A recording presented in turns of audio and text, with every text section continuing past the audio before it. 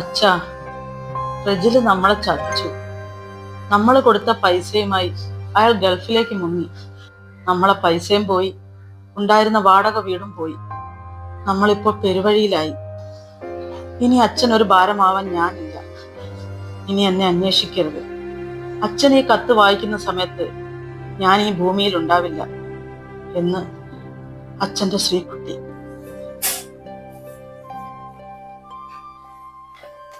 ഓ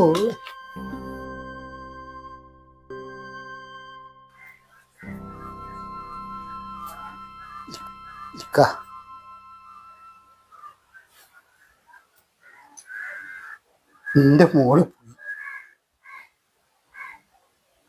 ഇനിയിപ്പോ 3 മാസം ഒന്നും കാത്തു നിക്കണ്ട.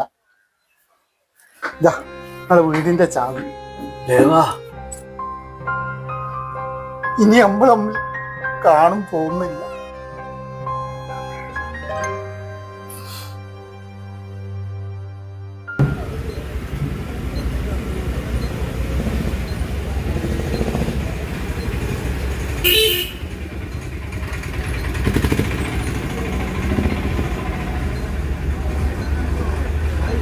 ബായ്, എന്റെ മോൾ ഇങ്ങോട്ട് വന്നിരുന്നോ? ഞാൻ കണ്ടില്ലല്ലോ. എവിടെ പോയത്? എത്ര ദിവസം കാണില്ലേ?